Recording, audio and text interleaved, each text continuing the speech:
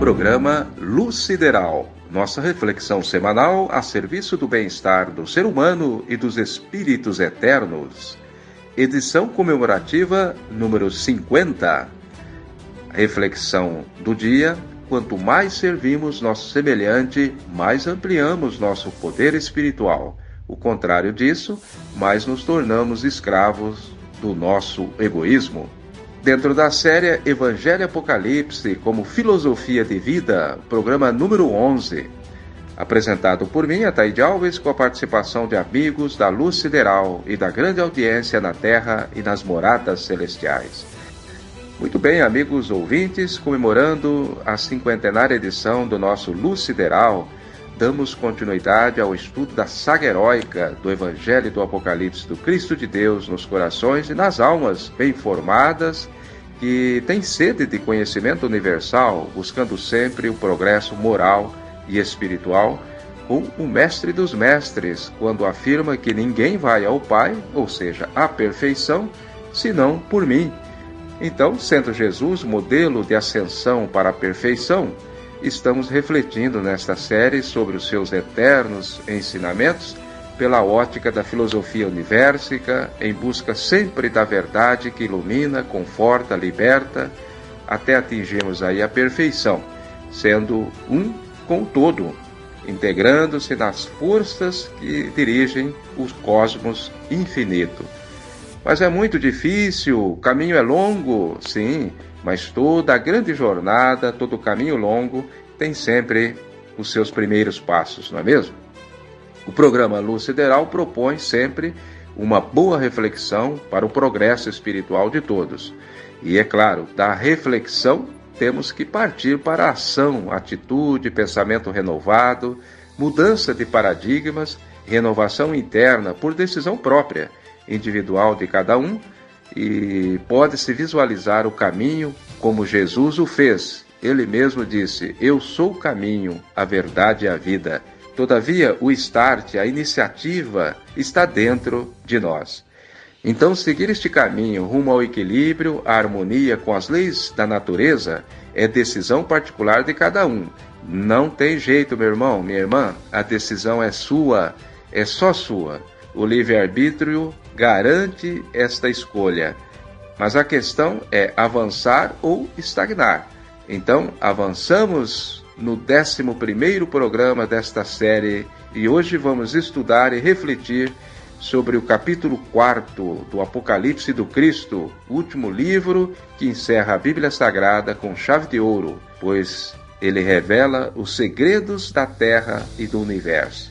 Com muito prazer, farei a leitura então deste 4º capítulo integral e em seguida a participação dos nossos convidados para refletirmos juntos sobre a passagem de hoje, a visão do trono de Deus.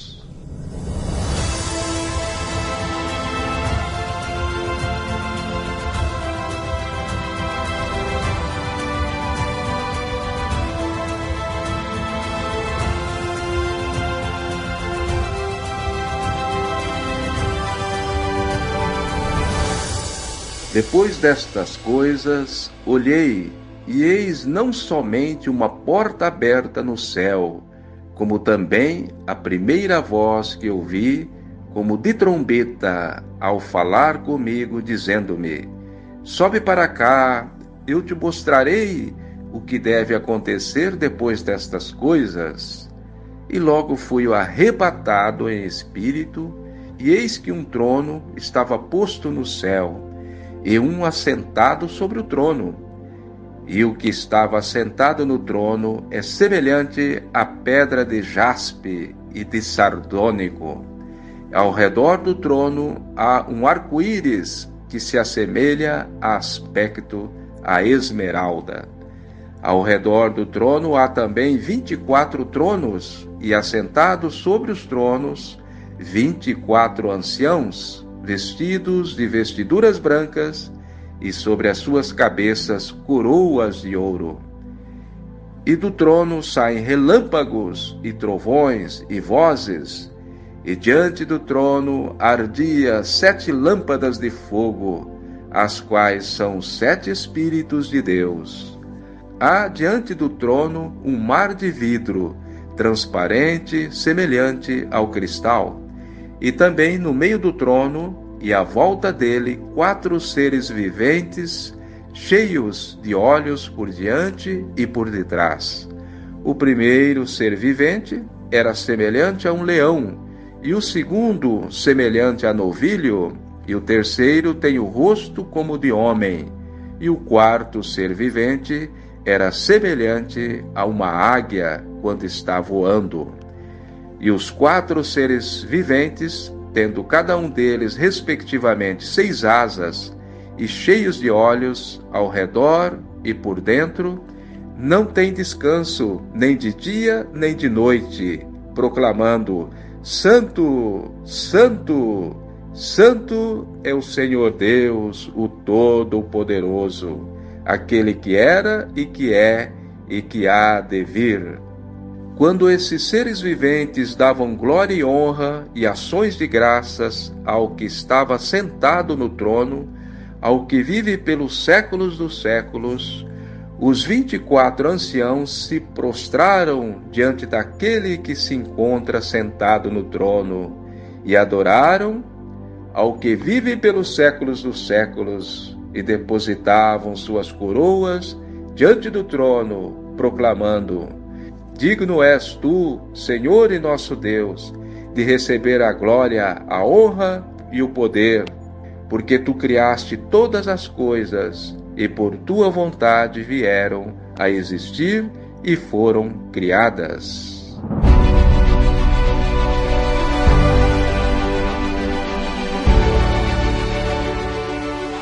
Apocalipse de Jesus, capítulo 4, versículo de 1 a 11.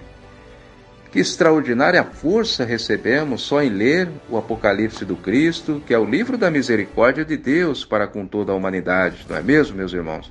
Como lembra sempre o Pai Vaneto, amigo é aquele que avisa, e Deus sempre avisa antes, como diz o profeta Amós, no capítulo 3, versículo 7. Observa, amigos, que João Evangelista teve a supina honra de subir até a morada do Cristo na esfera espiritual mais elevada do planeta Terra. E lá contemplou toda a glória e o poder do Cristo, porque o trono aqui significa poder. E veja que o evangelista e profeta se refere também à unidade do universo, o Todo-Poderoso, aquele que era, que é e que há de vir. Mas Jesus é um com o Pai, ele é o Deus do planeta Terra, assim como cada planeta tem o seu Cristo planetário, ou qualquer que seja estrelas, satélites, cometas, sistemas solares, Via Láctea, né? Galáxias, enfim, tudo está sob o comando dos engenheiros siderais do universo e nada está à deriva de si próprio. Caso contrário, não haveria harmonia e nem lógica no universo, não é mesmo?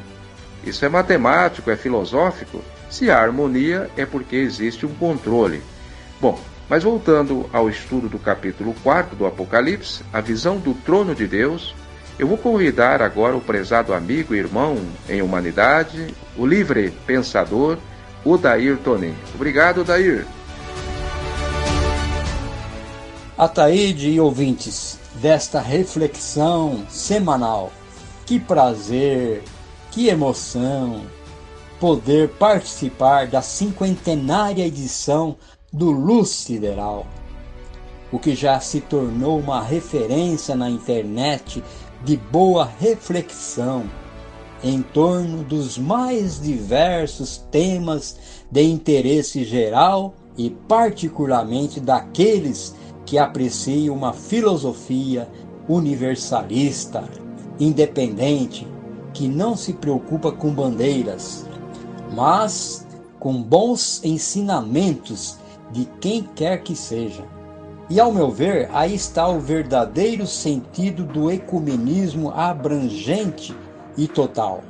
Mas, Ataíde, com relação à leitura que você fez aí, muito linda mesmo, deste capítulo 4 do Apocalipse, nesta série consagrada Evangelho Apocalipse de Jesus como filosofia de vida, eu vou me limitar às reflexões do versículo 7º e do 8º.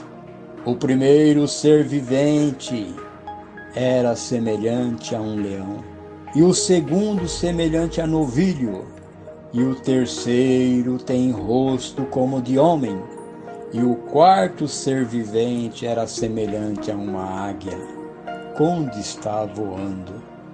Bom, segundo o que já aprendi com os dois grandes estudiosos do Apocalipse, nossos irmãos Alziro Zarur e Paiva Neto, estes 4 seres viventes representam os 4 evangelistas. Mateus, na figura de um leão. Marcos, representado por um novilho. Lucas, por um homem. E João, na representação de uma águia. Então, no versículo 8 é que vem a confirmação destes 4 evangelistas, que têm asas para voarem por toda a terra, no plano material e espiritual, pois os evangelistas são estudados nos 2 mundos, né? Esta boa nova do Cristo que eles relataram na Bíblia Sagrada. Então, eles estudaram nos 2 planos. E os olhos por dentro e ao redor pode bem representar não só a percepção dos evangelistas ao relatar os ensinos do Mestre, como também daqueles que se dedicam a estudar o divino Evangelho de Jesus e daí concluir que esta boa nova não para de proclamar: Santo, Santo, Santo é o Senhor Deus, o Todo-Poderoso, aquele que era e que é e que há de vir. Que coisa linda, né? Os 4 animais são seres viventes. O nome já diz viventes, que representam os 4 evangelistas, que são rochas firmes do Evangelho Apocalipse, que nos trouxe essa boa nova. João começou a enxergar o trono de Deus, teve aquela visão e os acontecimentos extraordinários que impactariam todo o futuro da humanidade. Esse é o resumo, é o meu entendimento a respeito. Finalizando aqui e dando os parabéns a Ataíde, a todos pela 50ª edição do Luz Sideral. Deus abençoe a todos. Um abraço e muito obrigado. Obrigado mais uma vez, prezado Dair Tonin, nos oferecendo aí uma lúcida reflexão sobre os versículos 7º e 8º do 4º capítulo do Apocalipse, a visão do trono de Deus. Sim, está perfeita esta interpretação dos 4 seres viventes, como sendo os 4 evangelistas, Mateus, Marcos, Lucas e João, pelo menos na maioria dos intérpretes do Apocalipse. Agora vamos de participação internacional com a Juventude de Boa Vontade, direto da cidade de Sherbrooke, região de Montreal, no Canadá. O jovem Alterleque Jimenez Alves. Olá, meus queridos. Hoje, então, para deixar minhas impressões sobre o Apocalipse, o capítulo 4, a visão do trono de Deus. Antes de mais nada, eu quero ainda saudar o programa Luz Sideral, que completa 50 edições no ar. É uma grande força para o bem. Parabéns aos seus idealizadores e a você, Ataíde, pela conquista, a tenacidade, pela paciência e o trabalho duro, pela paixão e teimosia também. Que essa jornada continue por muito mais edições, derramando luz sobre esses assuntos importantes da ontologia e da filosofia. Programa então que fala da mística, a visão do trono de Deus. O garoto João do Novo Testamento se tornou um idoso no livro do Apocalipse e viu o trono de Deus, depois de passar por uma porta aberta no céu. As portas abertas, é isso que a gente procura, não é mesmo? É esse o nosso esforço diário no nosso trabalho, nas nossas pesquisas e nas nossas orações, quando pedimos a Deus, o Deus feito de jasper e sardônio, causa de todas as surpresas, o divino labirinto, como diria o argentino Borges, labirinto com árduos corredores sem fim. Aqui eu chamo então a atenção para a dificuldade de João de descrever cenas de extrema luz quando ele vê esse trono. O pintor, sabe que o pintor francês Gustave Doré tem muitas pinturas do Apocalipse, até por ser um livro muito visual. Ele pintou o julgamento final, a queda da Babilônia, ele pintou até mesmo a Nova Jerusalém, mas não se arriscou no trono de Deus, capítulo 4. Ele também tem muitas ilustrações da Divina Comédia de Dante, que é um livro tão impressionante quanto o Apocalipse. E veja, Doré tem mais ilustrações do inferno e do purgatório do que o paraíso. O paraíso onde fica o trono de Deus, que é só luz. O paraíso é só luz, não há contraste, e daí a dificuldade de pintá-lo, e daí a dificuldade de João de transcrevê-lo, quando descreve Deus como jaspe sardônio.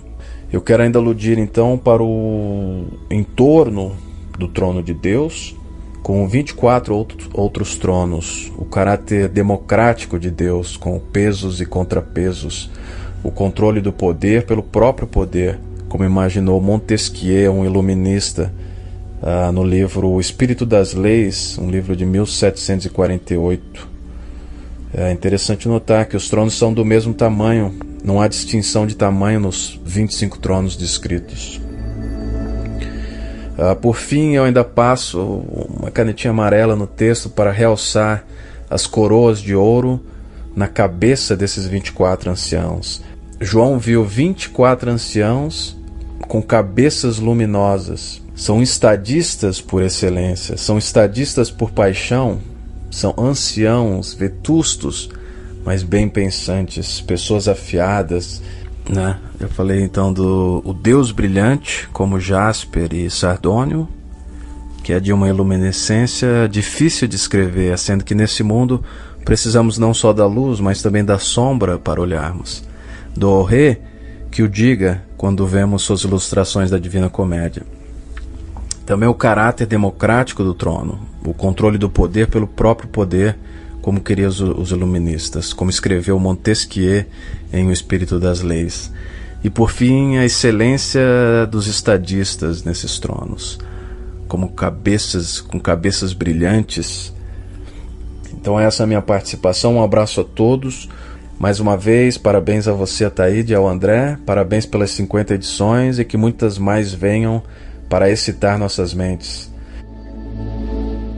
Grato, Terleques, direto do Canadá. Claro, uma viagem esplêndida, né, do velho João Evangelista, que, exilado e maltratado pela fúria do Império Romano, lá na ilha de Patmos, né, na Grécia, não titubeou em deixar de transmitir todo o que testemunhou em vida, né, com Jesus, sendo o quarto evangelista do livro sagrado, mais 3 epístolas, né, e depois, graças à sua profunda mediunidade de transporte também, conseguiu se colocar no tempo e no espaço de Deus para nos trazer aí o Apocalipse, o livro das revelações finais. E você nos trouxe aí uma visão nova deste versículo 4 da visão do trono de Deus, né, destacando aí a democracia de Deus, dividindo aí o seu trono, ou seja, o seu poder com os 24 anciãos, e sendo estes verdadeiros estadistas, justamente por terem cabeças brilhantes, ou seja,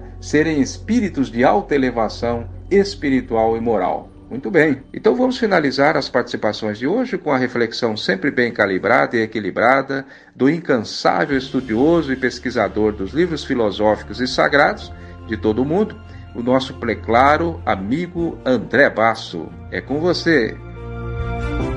Ataíde e ouvintes desta 50ª edição do Luz Sideral.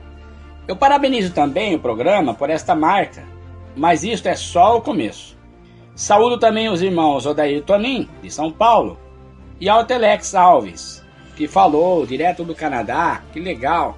Ambos nos presenteando com as suas belas reflexões sobre a passagem de hoje do Apocalipse de Jesus, o capítulo 4, a visão do trono de Deus. Eu trago algumas palavras referente ao capítulo 4 do Apocalipse, sobre a visão do trono de Deus. Pois bem, nós vemos que João é um cidadão que vive na dimensão do presente eterno. Para ele não existe tempo, espaço. Ele vive sempre no agora.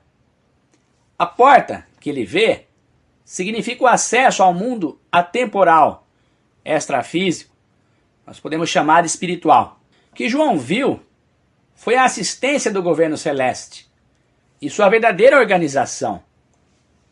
Ele cita os 4 animais, ou seja, a representatividade de uma governança transparente e puramente atuante e incorruptível aos valores do Evangelho, que representa o modo correto da vivência ética na terra e no céu da terra. A João foi mostrado o desenrolar da semeadura da humanidade durante séculos e milênios. João é uma alma pura, transparente, forjada no fogo do antagonismo humano. Era um ser realmente cristificado. E aqui abro parênteses para a palavra de Joel Goldsmith. Ele fala muito sobre o presente, o passado, o futuro. É um trecho do livro Um Parêntese na Eternidade, sobre essa porta que significa o acesso ao mundo atemporal, extrafísico. Vamos ao livro de Joel Goldsmith. O título: Além do Tempo e do Espaço. Aspas. Como seres humanos, vivemos no passado, no presente e no futuro. O passado foi e nada mais podemos fazer dele. O futuro não chegou e nada há que o ser humano possa fazer com ele, a não ser esperá-lo para ver o que ele reserva. No caminho espiritual, nossa atitude para com o passado e o futuro é modificada, porque compreendemos que agora estamos construindo o nosso futuro. O que nos ocupa a consciência, neste momento, constitui a semente que estamos semeando, e esta determinada a natureza do fruto que colheremos. Se semearmos para a carne, colheremos corrupção. Se semearmos para o espírito, colheremos vida eterna. Em sentido absoluto, não há futuro. O futuro é a constituição do presente. É o prolongamento do presente no tempo e no espaço. Nosso futuro será este presente, qualquer que seja a estender-se através do tempo e do espaço. Se a vida é a consciência, as sementes que semearmos em nossa consciência determinarão a natureza da safra que teremos na extensão do presente, chamada futuro. Não há futuro separado deste minuto. O futuro é a projeção deste minuto, e sua natureza terá que ser a mesma deste minuto. Se agora permanecemos no verbo e deixarmos que o verbo permaneça em nós, teremos abundante colheita espiritual, divina e harmoniosa. O homem está sempre semeando as sementes de seu futuro. A cada minuto está construindo o seu amanhã, o que terá no próximo ano e no outro, e garantindo que possuirá num porvir ainda mais distante. Edificamos nossa vida na consciência, segundo a natureza dos nossos pensamentos. Aquilo que neste momento incorporamos à nossa consciência, projeta-se com ela através do tempo e do espaço, levando consigo a qualidade daquilo que lhe infundimos neste minuto. Se constantemente conscientizarmos de que Deus é lei e é espírito, vejam bem, tudo a ver com Apocalipse capítulo 4, e que, portanto, a lei é espiritual e somos governados por lei, isso se converterá em lei para a nossa vida neste presente momento e para o futuro, porque a nossa vivência deste minuto estender-se-á através do tempo e do espaço. Tudo que existe na vida é nossa consciência, desdobrando-se no tempo e no espaço. Se ela, nossa consciência, cessasse de funcionar, não existiriam para nós o tempo e o espaço. O fator tempo não participa das atividades de Deus. No reino espiritual não existe tempo, há somente o agora e este momento atemporal, contínuo. Graças à continuidade deste momento, tudo que acontece agora acontecerá no chamado futuro. Se no próximo mês a folhagem das árvores do parque ficar amarelada, marrom ou vermelha, será devido ao processo que neste momento está se operando nestas árvores. A queda das folhas no outono se deve ao que ocorreu nas árvores antes dessa estação.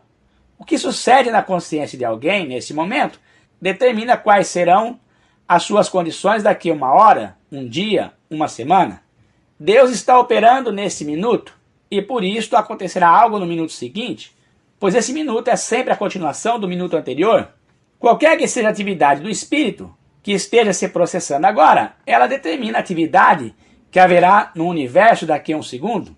Deus não pode iniciar uma ação, não pode fazer agora com que 2 vezes 2 sejam 4, e ainda que quisesse, não poderia fazer com que fossem 5 também.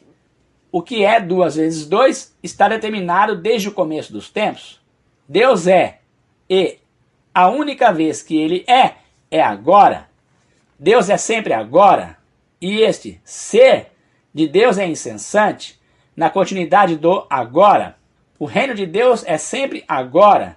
Não há nele antes, nem depois.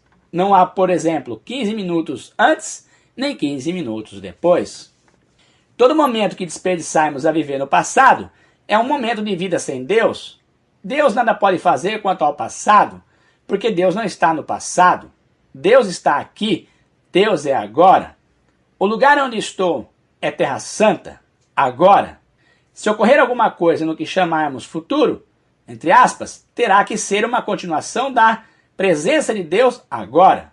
O único meio de nos colocarmos sobre a lei de Deus é abandonar tanto o passado quanto o futuro e nos harmonizarmos com Deus aqui e agora, pela compreensão espiritual de que Ele é a única presença, a única ação, o único ser. Viver assim é viver conscientemente em Terra Santa. Bom, João viu praticamente isso, esse modo de vida. Ele estava vendo a governabilidade celestial. Ele estava em sintonia com esse governo celestial. E depois, no desenrolar do livro Apocalipse, nós vemos fatos ocorrendo no globo terrestre por inteiro. Deixo aqui as minhas palavras e ficaremos com o próximo Luz Sideral. Um abraço a todos. Muito bem, André. Obrigado pela sua explanação de hoje, que fica então para todos nós, né, a grande importância da mensagem forte, fraterna e alertadora e salvadora, né, do Evangelho Apocalipse de Jesus para todos aqueles que desejam fazer a opção de continuar no planeta Terra. Terão que atender, né, o principal requisito do Apocalipse, que é a perseverança. Perseverança nos valores éticos, do amor, da bondade, da verdade e da reta justiça. Ficamos por aqui. Que a luz sideral do Cristo de Deus ilumine e abençoe a todos nós. Um grande abraço e até a próxima!